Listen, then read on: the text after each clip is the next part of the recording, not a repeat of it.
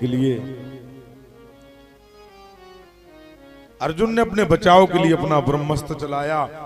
दोनों ब्रह्मास्त्र जब टकराते तो प्रकृति का सर्वनाश हो जाता, इस पृथ्वी का विनाश हो जाता। भगवान व्यास ने प्रभु कृपा से उन ब्रह्मास्त्रों के तेजों को रोका।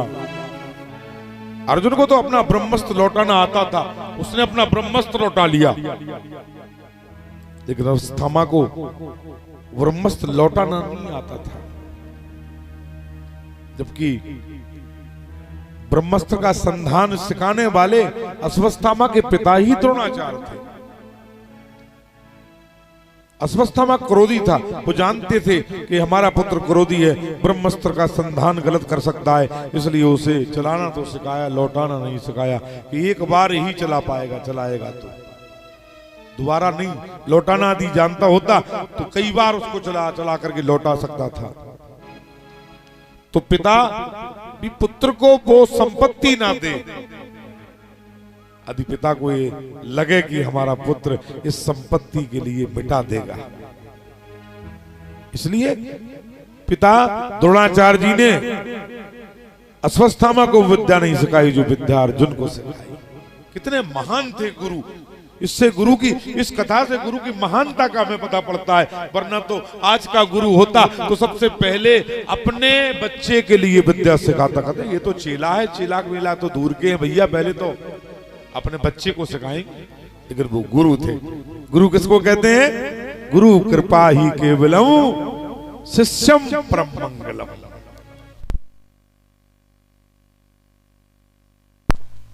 हेलो श्री राधे। यदि गुरु की कृपा शिष्य पर है, गुरु कृपा ही केवलम तो शिष्यम परम मंगलम। शिष्य का मंगल करने से कोई नहीं रोक सकता। उस शिष्य का परम मंगल जिंदगी में जरूर होता है जिसके गुरु की कृपा उसके ऊपर होती है। कहते हैं ना एक साधारण भाषा में कि गुरु मेहरबान तो चेला भी पहलवान। वो गुरु मेहरबान नहीं है तो हाथी भी गधा, हाथी भी गधा के बराबर हो जाएगा। और यदि गुरु मेहरबान है तो चेला भी सामान्य भी होगा तो पहलवान हो जाएगा। गुरु का मतलब क्या होता है? गुरु का मतलब बड़ा सुंदर होता है। गुरु में दो अक्षर होते हैं, एक गा ऊ की मात्रा, रा और ऊ की मात्रा। ऐसे चार अक्षर हैं।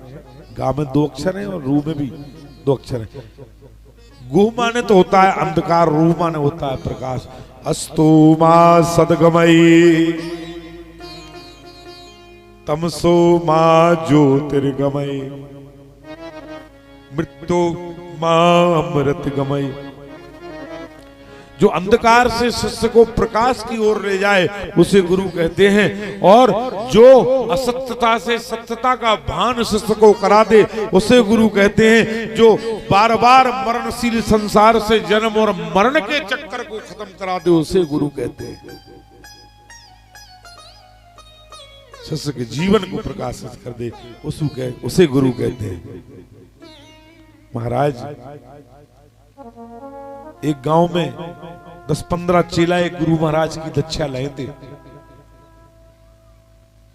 कभी कभी गुरु महाराज उनके घर चले जाते थे। 2-4 चेलन को तो बड़ी खुशी होती थी, लेकिन 2-4 चेलन को बड़ा कष्ट हो जाता था। गुरु महाराज आ गए, अब इन्हें बोरी 2 बोरी नाच देने पड़े, अन्न देने पड़े, कपड़ा लवाने पड़े, दक्षिणा मच्छना विदाई करने पड़े। गुरु आ गए, गुरु महाराज ने कहा भी और चेला देते तो शर्म की आंखन उन्हें भी देने, देखा देखी देना। कष्ट हो चाहे कचू हो, झांकी लगती है गांव में, कष्ट हो चाहे नौने दे दो चाहे मन से दे दो, लेकिन देना तो पड़ेगा। उसको कहते चंदा। जबरदस्ती जो लगा दिया जाए उसको कहते चंदा। वो धर्म नहीं, उस पैसे से धर्म नहीं होता है। आदमी लिखा देता पर्ची पे, आओ भैया लिख लो, 500 रुपये लगे, 1100 लिख लो। 4 जन में से की मुताबिक लाइन लिखवा तो देते हैं, लेकिन जब मांग बे बाय घरे जात तो कहो 6 बेर जाए घरे, फिर एक ही बेर ना मिले। काहे? अब बोले वहीं दे आए हम तो, अबे कौन घरे हैं, चाहे भीतर सो रहे हो, कह दो अबे घरे नहीं है। लिखवा तो देते लेकिन देने में बड़ा कष्ट होता है। उस पैसे से धर्म नहीं होता है, धर्म श्रद्धा से होता है। बिन मांगे को दूध बराबर, मांगे हो गो पानी। दान, उत्तम गति दान की क्या है? बिन मांगे को दूध बराबर, मांगत हो गो पानी। यदि हमने बिगर मांगे तुमसे दान लिया और तुमने दिया तो तुम्हें भी वो दूध जैसा फलेगा, हमें भी वो मांग करके हमने लिया और तुमने दिया तो वो पानी हो गया पूरा। मांगत हो गो पानी, और वो दान है खून बराबर, जामे खेचा तानी। जामे खेचा तानी पंडित जी कह रहे नहीं तुम्हें ये देख तो कर नहीं पा रहे। अब जजमान कह रहा होगा नहीं महाराजा भी देख ही रहने दो, ज्यादा नहीं है, मुझे से ज्यादा वही श्रद्धा नहीं है, गुंजाइश नहीं। जजमान ये देख सकाओ जी तो बहुत ही कम है, जी तो बहुत ही कम है, यहाँ हमें तो बहुत कष्ट है। अब वो तो खून ही के बराबर होगा, और जामे खेचा तानी है, वो न पानी रहो न दूध ही रहो। अरे दूध तो ठीक है, दूध से कल्याण हो जाएगा, पानी भी ठीक है, प्यास बुझ जाएगी, लेकिन जो तो खून ही बनेगा, जो हमें खेचा तानी हो गई, जो बिगाड़ के चले आए।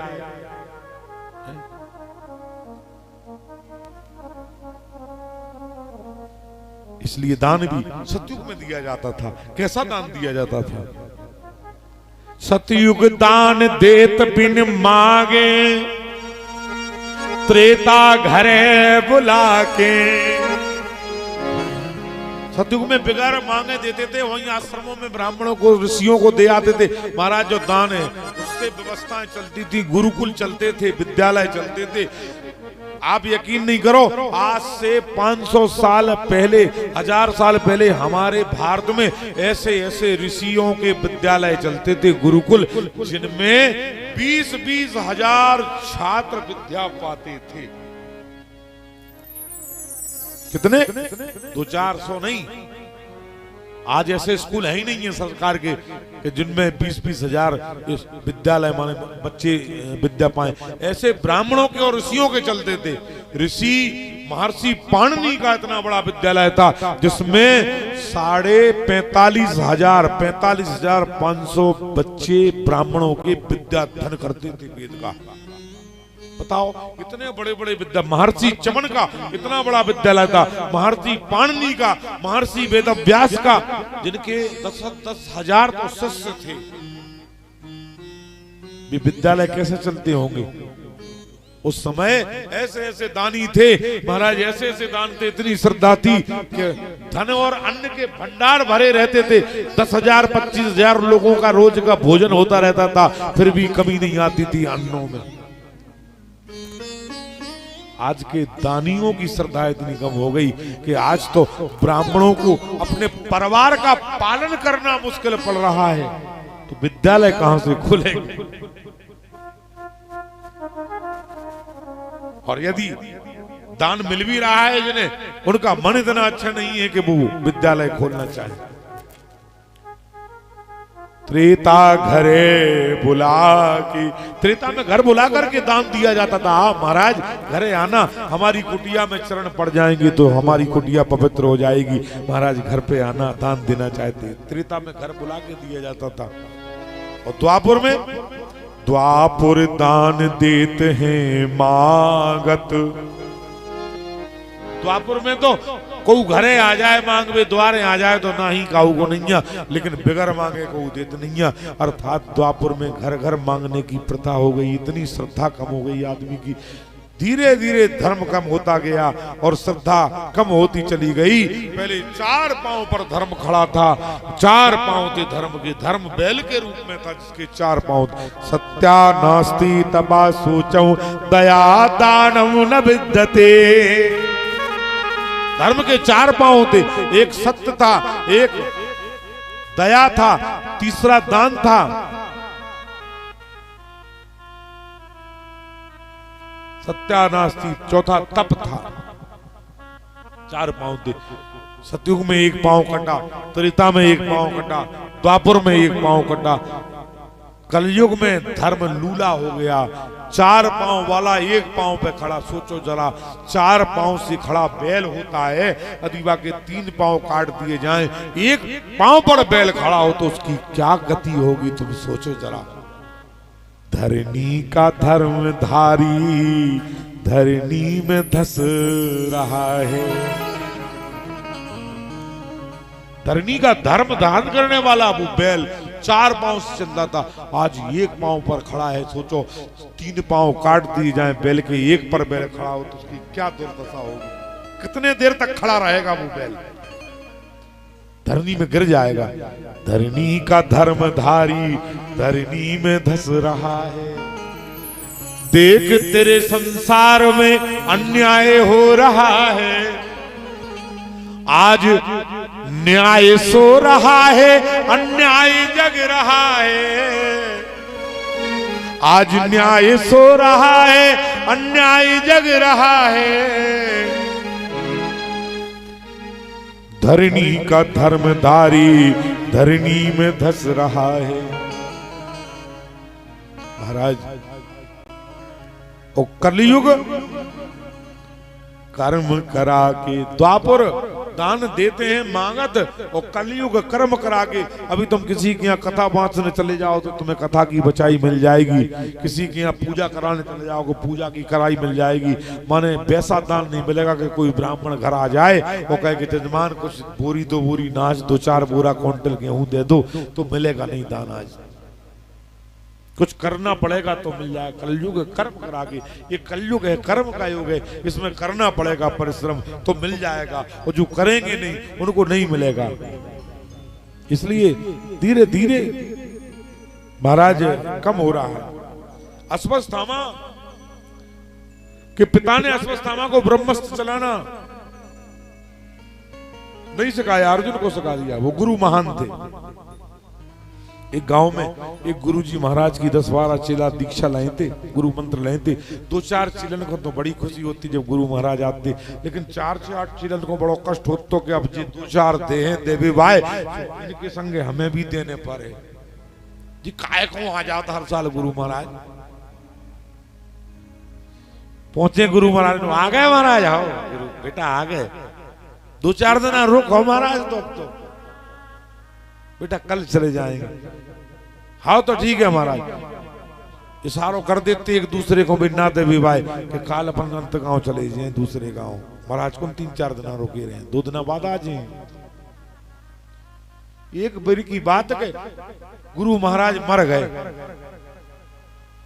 पतो लगो चीलन को कचून के घर के खबर दी कि गुरु महाराज की अर्थी ले जाई जा रही है शमशान घाट में।